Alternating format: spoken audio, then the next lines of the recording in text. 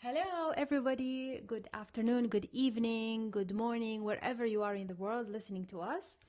Welcome to a new season, first episode of the second season of The Arab and the Manc. This is I, Alomari, and I am Dennis. You are Dennis, you are the Manc, I am the Arab. And yeah, welcome to our new season. I've said that twice. Shall I give the mic to you? You say something. So we don't normally do like a how have you been, because it's incredibly boring and pointless. For you. But yes, for me. Mm-hmm.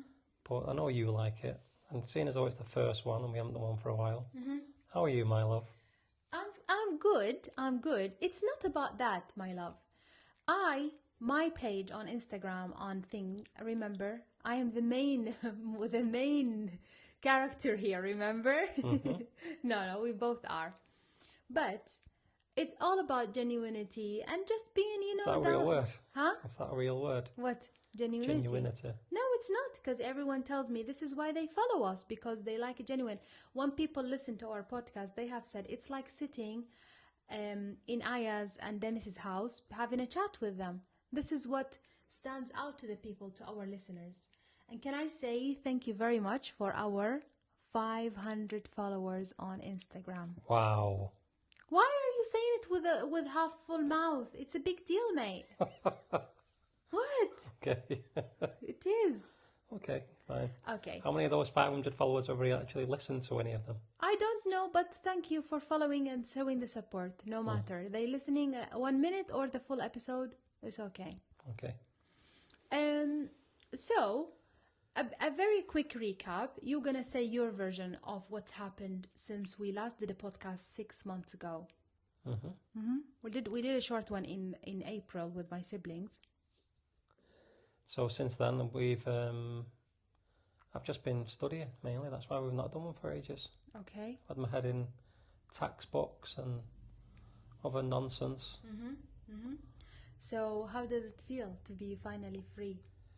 It feels nice to have a week off not studying, but it also feels a bit rubbish knowing that I've got to now find a job and work properly. I see. But I have told you, I think you should have a well-deserved break, and maybe just have another week. It's fine. Anyway, you know what? I'm really sorry. If I was listening to the podcast and this is the update you give me in the last 6 months, surely life has been more dramatic and more adventurous It really than this. hasn't. It has.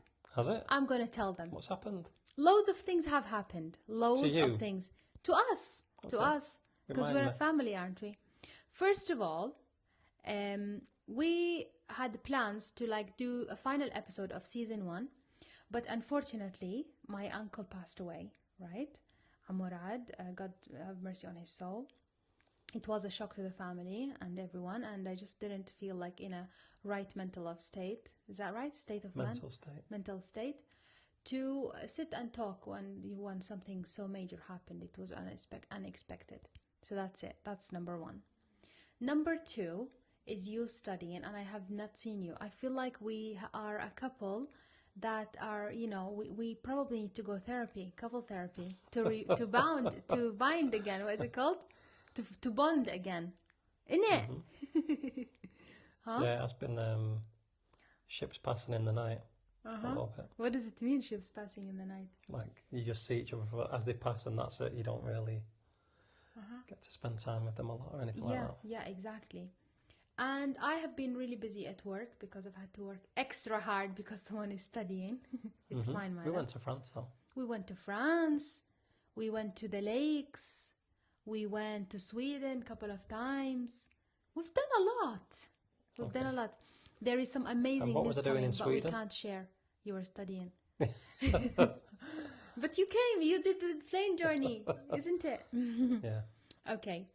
A bit of reflection on the first season. I listened to some of my episodes, and I really, really take constructive, what's it called, criticism on board.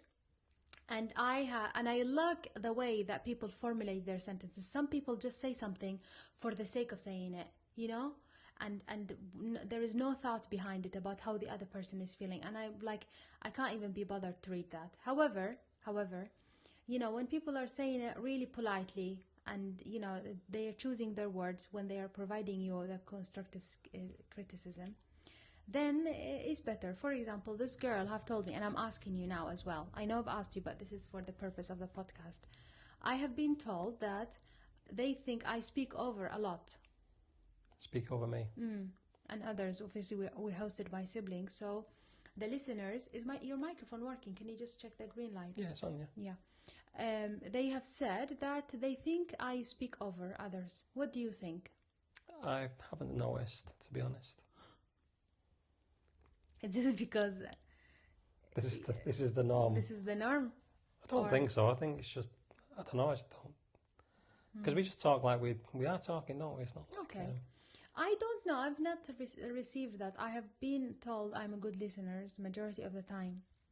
But I take that on board, and I have been more aware of that. So I just. So when you was listening back, did you notice that yourself?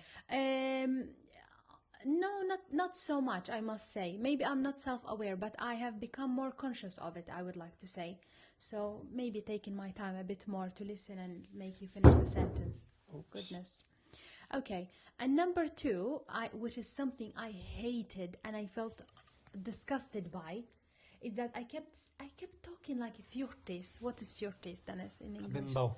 I kept talking like a bimbo. I felt like I had blonde hair, and I drew my eyebrows really like pink and had like a white lipstick, and kept saying like shut up. No offense to any blonde drawn on eyebrows and white lipstick. Not that there is anything wrong with it.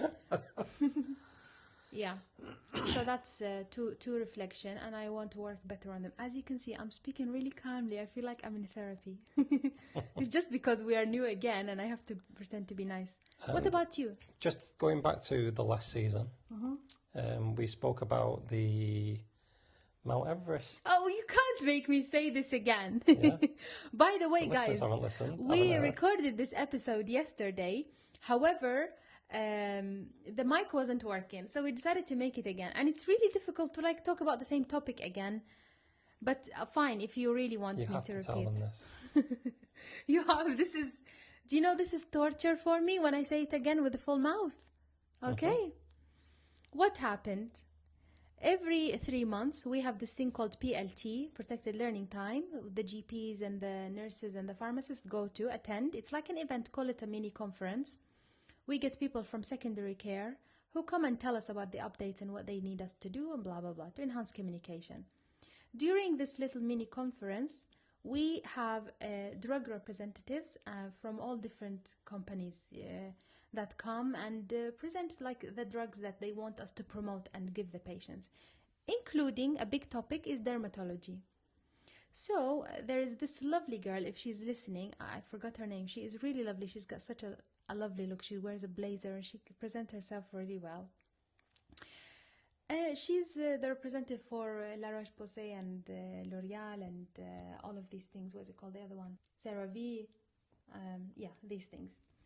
So what happened is that because I feel shy every time I go and pick up a bag, I said I need to make a mini conversation with her. You know those awkward little chats at the beginning.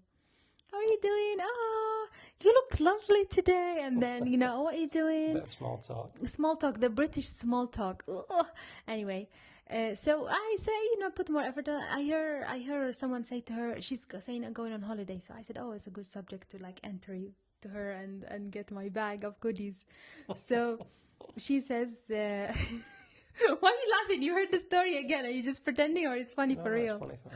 So I said to her, you squirming. I say to her, hi, let's call her Alice or something. Alice, oh, you going on holiday? She says, yes, I'm going on holiday to Tenerife with my mother.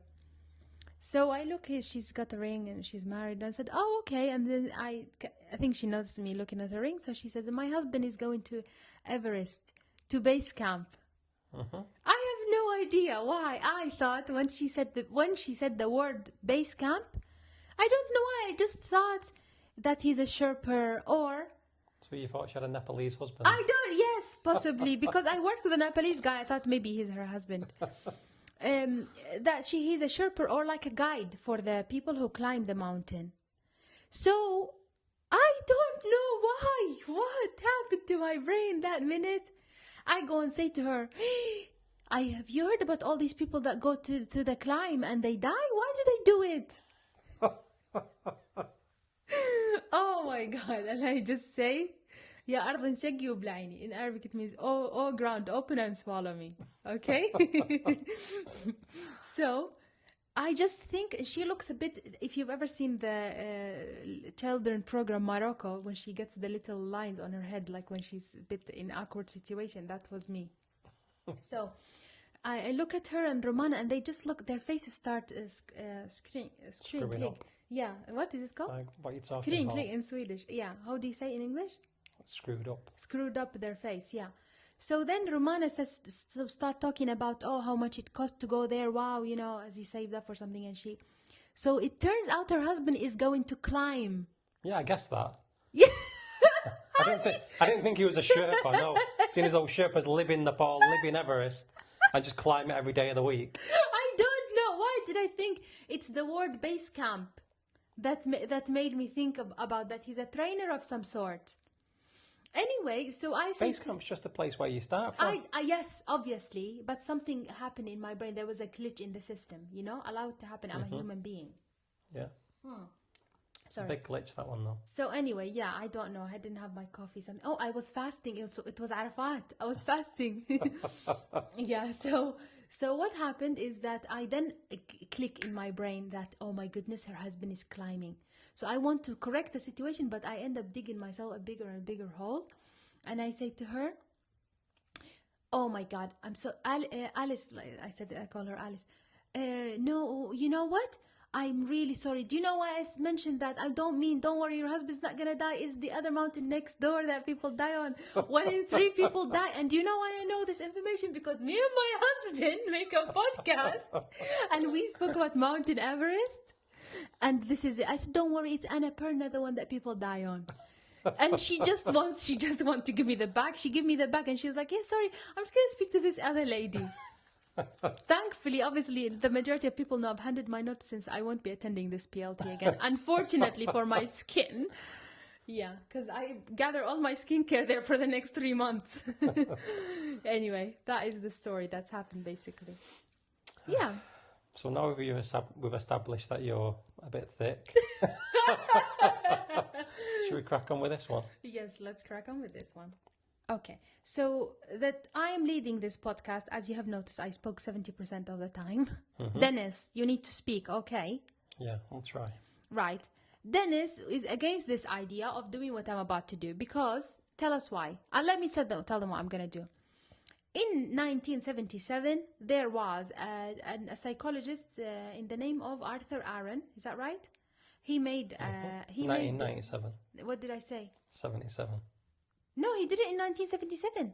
That's 97 on here? No, that's wrong. 1977. He brought two strangers, a man and a woman. And he gave them a set of 36 questions to ask. And these 36 questions, they were categorized into 3 parts, okay? And it's supposed to make you fall in love with the other person. I don't know what's the idea behind it. Like, is it to get to know them better or something? It's just like Married at First Sight, isn't it? It's like the same thing that they did. I guess so, yeah. And I think we are married. We've been married for 11 years. Something must have been working. But obviously 11 years, a long time, we start hating each other and be grumpy. Why didn't you do this? Why did you leave the sponge in the sink? And all these petty things that you shout at me for.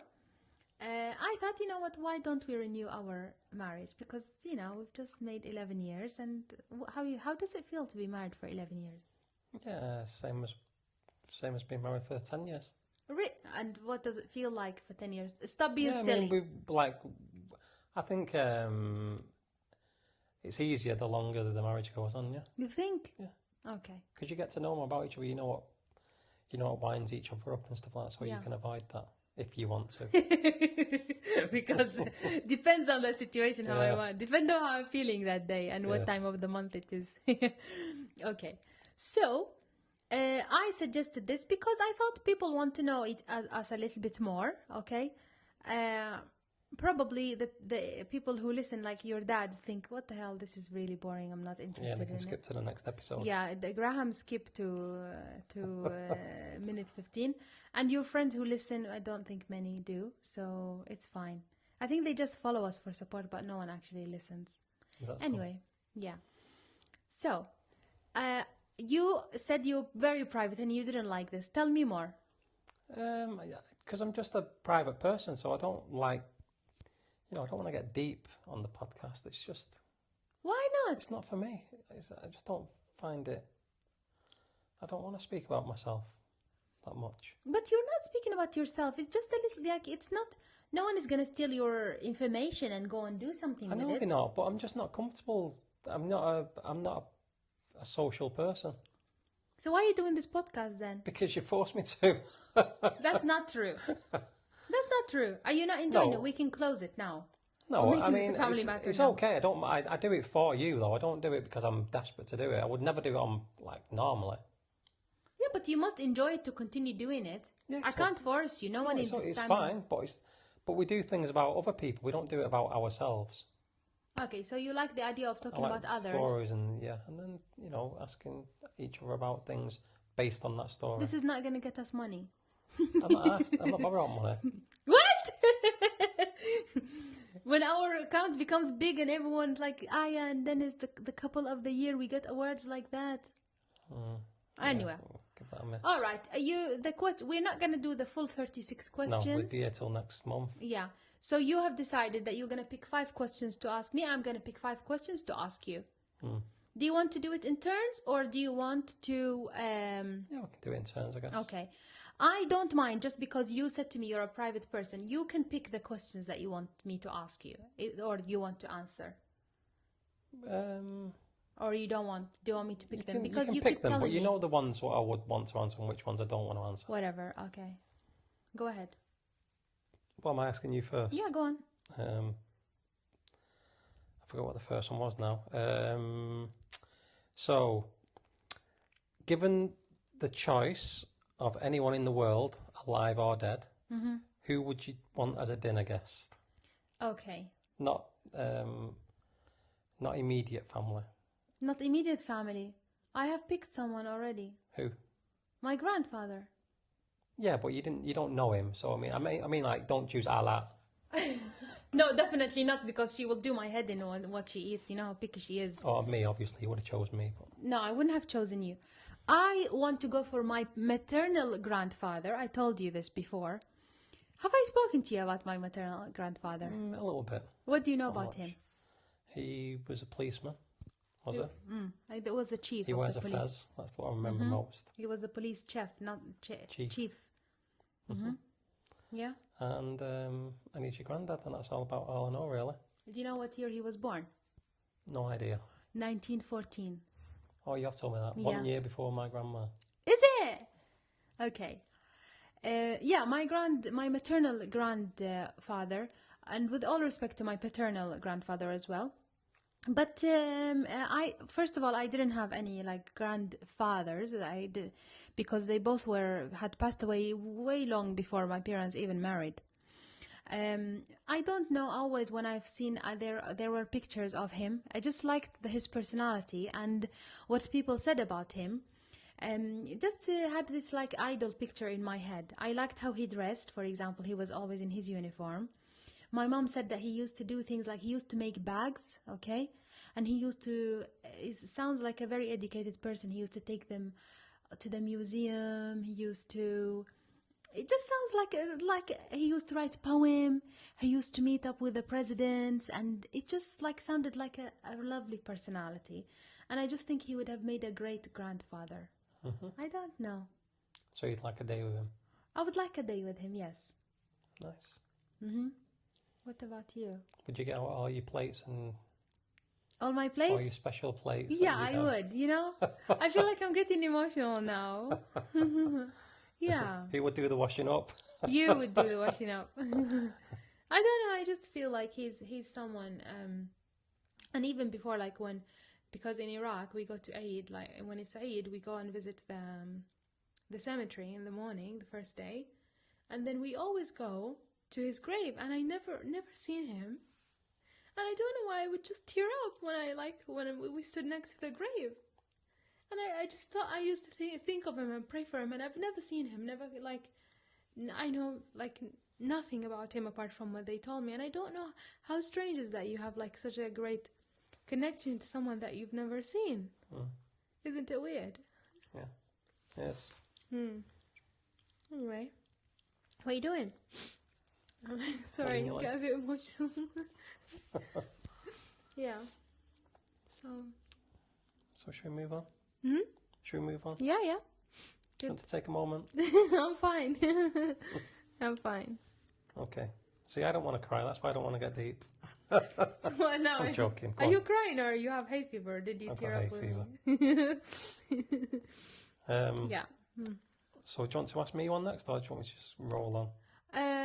Can I ask you the same question? You asked me this yesterday, and I don't really know, because I don't, like, I'm not really, like, I'm superficial, so all I care about is football. You know what? There is and having a laugh. There is a thing and saying in Arabic. It says رحم الله امرئ عرف قدر نفسه. Then it means God have mercy on the person who knows his traits. And you exactly know your traits. Subhanallah, God's almighty. So Anyway. yeah, I mean, if I was going out, it'd be with someone like, I don't know, Paul Hawksby or someone like that. Okay. Someone who's funny and who likes football. Right. Okay, I'm just have a laugh for fine. 5 hours. No, I don't. I want another question. I want to ask you.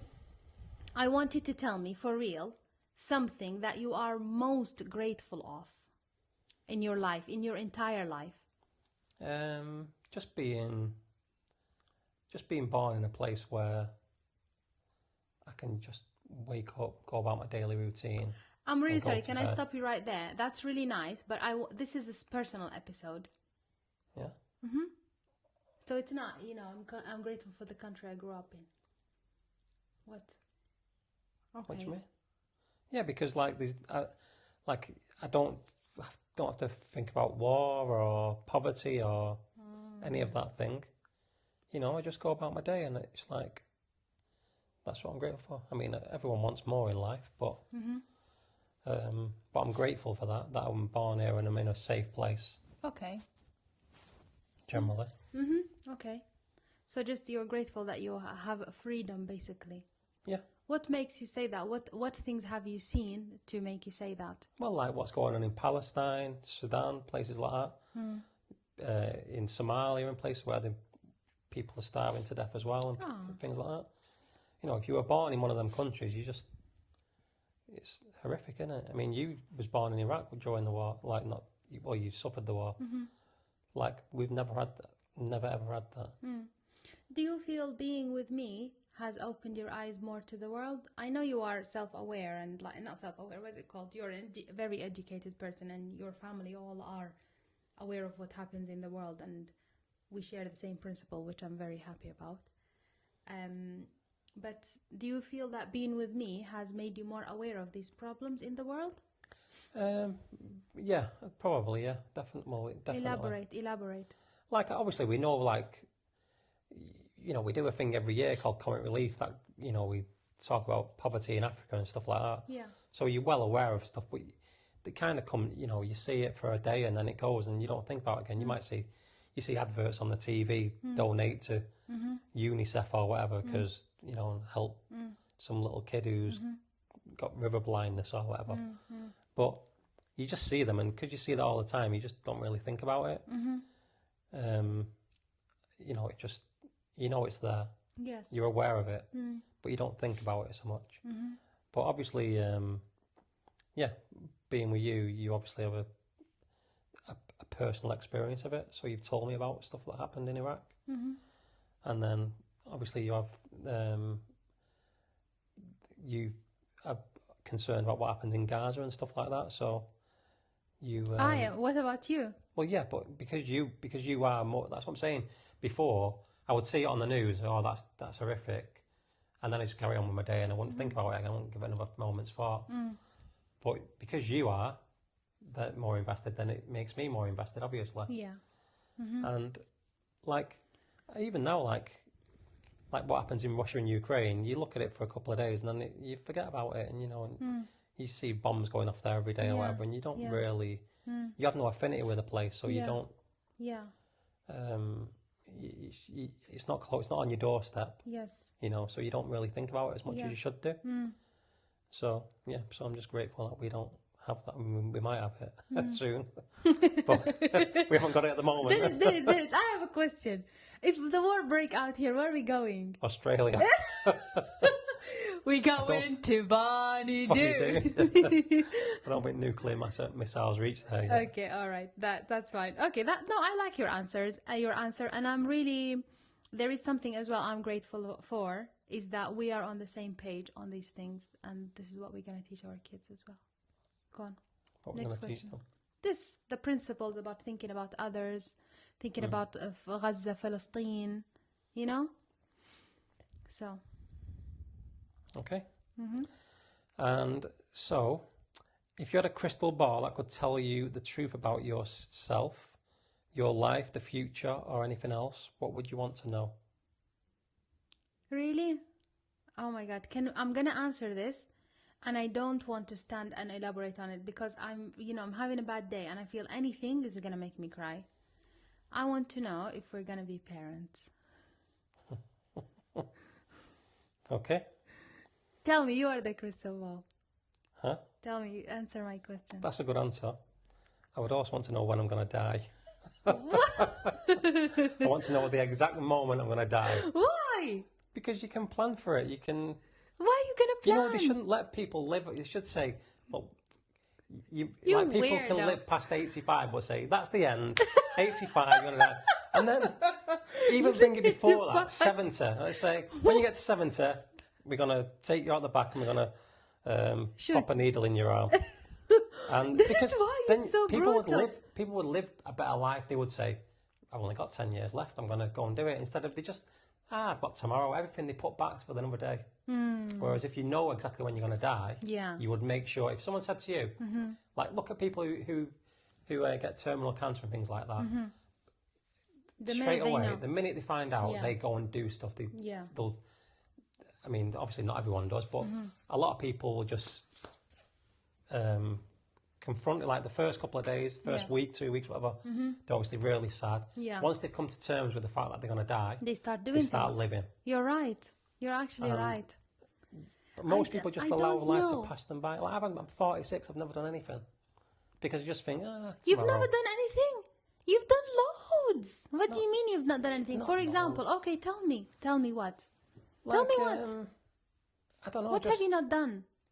Like, I've not like lived life fully, like, you know what I mean? It's okay, no, you have to elaborate. You can't this is never a generic. I've never been outside Europe. And I still don't want to, but if I knew I was going to die, then maybe I would want to. I'm going to die next month. I might as well go to Australia, do that 24-hour flight. Fine, we're going to do that. We're going to do that now. Yeah, no, but... That's it. We're going to do that now. I don't like flying. Well, tough. If I know when I'm going to die, I don't have to be scared of dying before then. Yeah, the thing is, you don't like flying, but you have no choice because I'm reckless and we will go to these places. Right, but you could do skydiving. You can do things that you could do things that are ridiculous. I mean, you might break your neck and be paraplegic for the rest of your life. Yeah. I don't. But at least you would know the second you're going to die. You could live your life. We will disagree. This is, you know what? We are so different, and I have no idea how we work because we literally disagree on every single thing in life, apart from the principles, like, Palestine. Okay, absolutely, we are pro-Palestine, aren't we? Excuse me? Huh? Yes. Yeah, just for the record. We're so freaking different. How are we still together? I have no idea. Because, for example... You're young. You'll find this as you get older. Yeah. Listen, right? As you get older, you'll get more scared of things. You will. You just do. Like, when you're a kid, you're not scared of heights. I can't even go up 2 flights of stairs now without looking out the window and thinking, whoa, I don't like that. You know what I mean? It's like...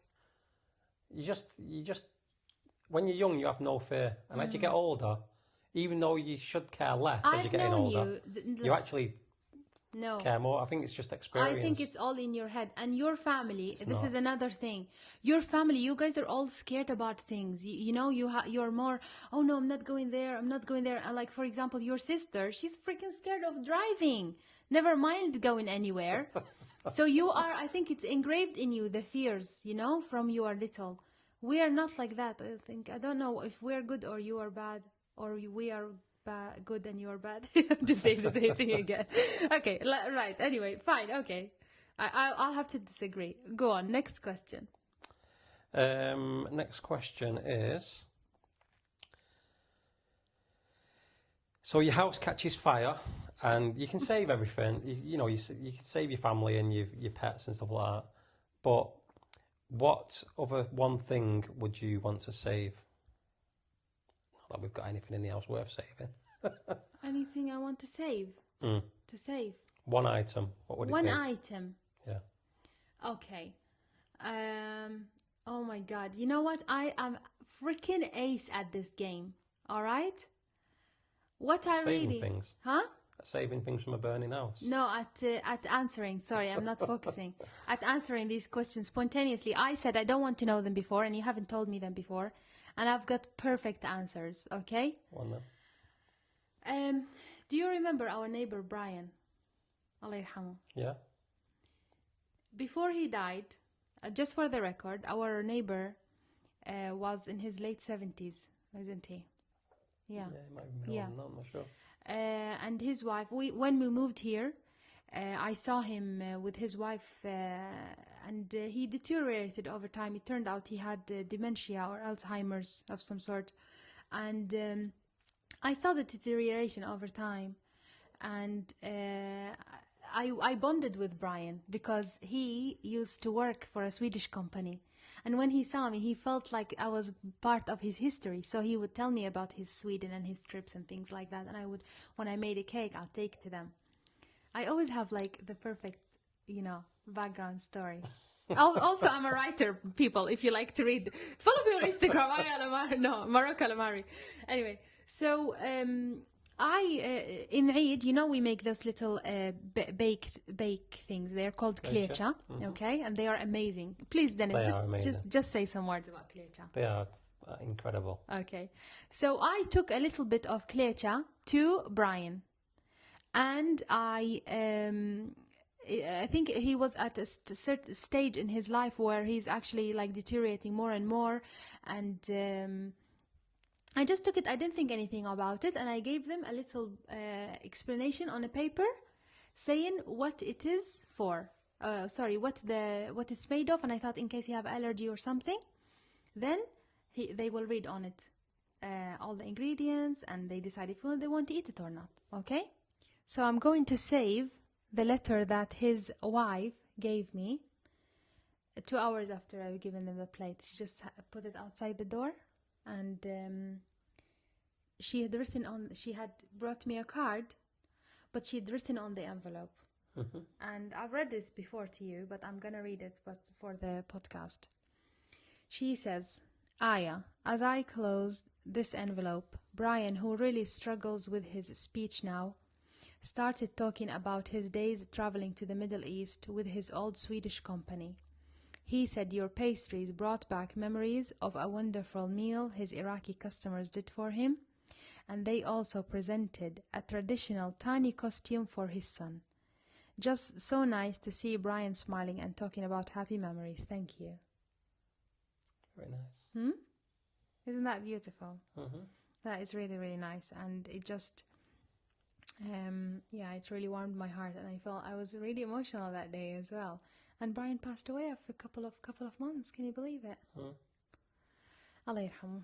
Anyway, that's the thing I would rescue. Do you think it's good? Yeah. Okay. I thought you would have said your shoes. Your what are they called?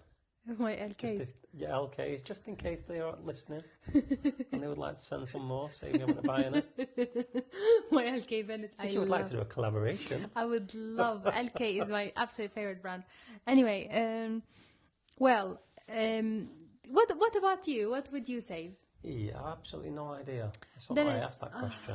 okay. I would just say something Boring. like my computer. It's rubbish. You've had it for 5, 6 years now. Okay, I've got a question for you. Okay, let me just see. Okay. How do you feel about your relationship with your mother? With my mum, she's the best mum in the world. Oh, Everyone says that, don't they? But only I'm right. oh, Dan. You think that as well? Yeah, I think your mom is a very, very nice lady. Okay. Mm-hmm. Yeah. So, yeah, my relationship was really good. I mean, like, we're not, I think she's close to my sister, obviously, because my sister's older. She was the first child, and they see each other literally every single day. Yeah. They live, like, 2 streets away or something. Yeah, one street away, yeah. So I don't see her that often. It's not like I speak to her every day like you speak to your family every day, but I just know she's there, and she'll always make me scones whenever I go around. And so but don't have. She's not someone I can probably personality-wise, I'm more like my dad. I get I speak to my dad more than my mum, for example, if we're having conversations. So that's because Dad's a football fan. My mum isn't so much. But my mum's the best. So yeah, that's it. You Nothing know? more to say. Okay. Tell me, how did how growing up, was your mom Growing up, my mum was. angry? She says she was. Yeah, she said she belted you. Yeah, but it didn't hurt. So, so we were a little bit of a tearaway when I was younger. Yeah. She told me, sorry to interrupt, I'm cutting you off. She told me this, and it always sticks by my head. It's so funny. She says that she was pregnant in your little brother Sean, and she was heavily pregnant, and you would put the teddies all over the stairs, and then so she struggled to get up the stairs to catch you. I thought that was really cute and funny. Yeah. Yeah, but she's always she does everything for us. She makes dinner every night. She washes the clothes. She irons. She washes the pots after she's made dinner. She does well too much. Even we go around there now. What is she now? Like 74. 74? She's born 75. Yeah, 74. Yeah. So even now we go around there, her back's hurting. She'll still straight away. Oh, do you want a cup of tea? Do you want a sandwich? She is lovely, her mom. She wants to do everything for you whenever she can. So. And you know what? We do take advantage far too much, but that's just. Yeah, you take advantage of your mom, I'm sure. She gets stains out of our clothes. No, but it's really nice to see that you are aware of this, and you are grateful as well. You always speak highly of your mom, and I know you love her to bits, and she does too. She is. The other day I saw a video. I don't know if she's up to date or if she listens to our podcast anymore. I know she listened to the first couple of ones, but the other day I saw a video, and it said, "Do you know one person who is?" I can't remember what it said. Do you remember? I showed it to you. What did it say? I can't remember. Something like the best person in the world who's not got one bad thing about them. And honestly, straight answer I can think of, your mom. Her picture came in my head, and I tagged her and I said my mother-in-law, and she doesn't have Instagram. I think I made her one, but I don't think she uses it. Anyway, so yeah, shout out to my lovely mother-in-law. We love you very much. Okay, your question now. Okay. So this is, what if anything is too serious to be joked about? I don't understand the question. Like, what do you think is too serious a subject to make a joke about? I don't think there is anything Between me and you, we can joke about anything. Yeah, we can, yeah, but... In front of people. I don't think we can joke about anything. Okay. I think religion, you shouldn't joke about religion. I think it's a topic and, you shouldn't even make any jokes about it. I just find it offensive and it's not funny at all. Yeah. Anything else? No. What about you? No, I mean, I don't think there's anything that can't be joked about, but I don't like when I was younger, I would literally joke. I'd say a joke is a joke, and as long as it's funny, then it's not offensive. I know, but we're not going to mention them. But as I've got older, it's like I don't see the point. Like obviously, there's just certain jokes like say about religion. I don't understand like when comedians talk about religion. I don't find it funny whatsoever. I know you don't, and I probably would have found it funny years ago, but I don't anymore because it's like who are your audience that you're talking to? They're just people that don't believe in religion either, so you're just talking into yourself basically, and it's just not that funny. So yeah, I don't really. It's kind of like you. It's an easy joke. That's the problem with it. It's too easy to joke about it. No, it's not. I don't find it funny at all. No, I mean it's for them because I think cowards. They know what their audience is. Racist people. No, I mean no. Just like if you don't if you don't believe in God, for example, then it's like.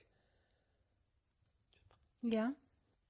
So if you don't believe in God, then you're just making a joke. You might as well be making a joke about a ghost, or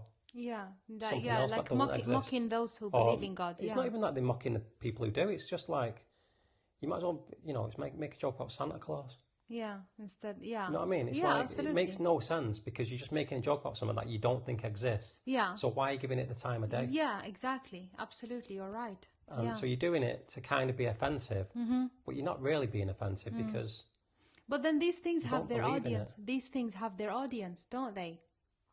Well, they do. For example, Ricky Gervais, he makes jokes about religion, doesn't he? Yeah, and he says he wants to make jokes about everything.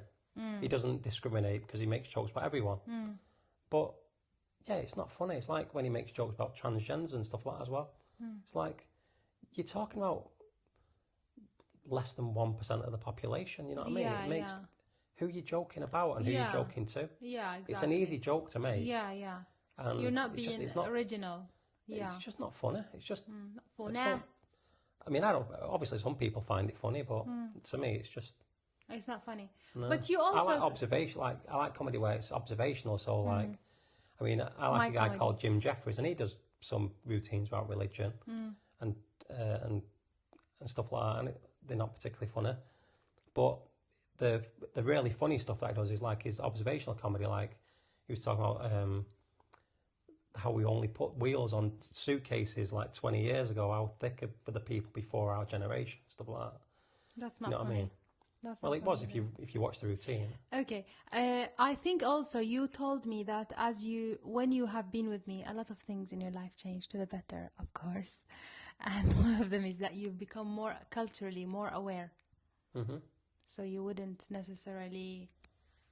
First of all, you have become more observant of other people's culture, isn't it? Yeah. And make less jokes. Not that you're not a racist person. I just don't think that's just getting older, to be honest with you, though, as well. It's like, just don't find things that funny anymore. Okay. Anyway, right? Next, then, please. I hope that my microphone is working, because if it's not, I'm really peed off. I'm not doing this episode again. Right, I think we can call it quits. We've been on here forever now. It's like 45 minutes, love. Okay, that's fine. All right, then. Well, I hope that this has been nice. What do you think next episode is going to be about? I don't know, something, people getting trapped in caves or something like that. Oh, boring. I'll tell you what next episode is about. I've told you we want to buy the program. It's very expensive, the program, to edit the thingy on YouTube. But I want to make an episode where we bring biscuits and try them. You're going to teach me how to tongue them because I really don't do I was that. on a diet.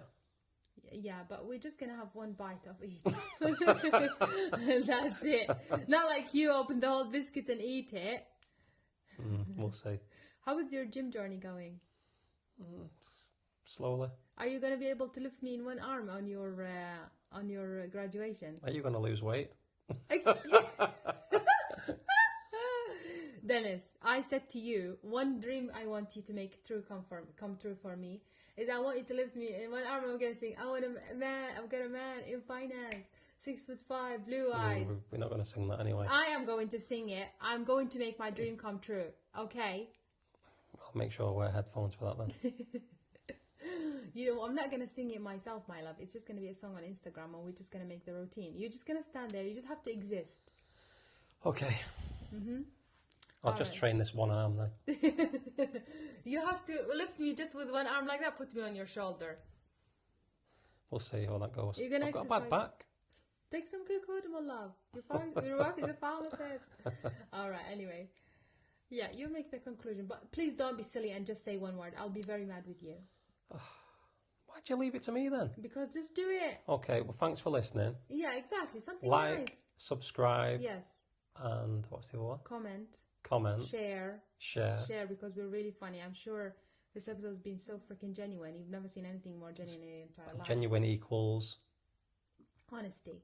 boring. So next time we're doing about men in caves. He's so bloody funny, isn't it? All right. Right. Okay, Out of guys. here. Peace out. Peace out. Good night.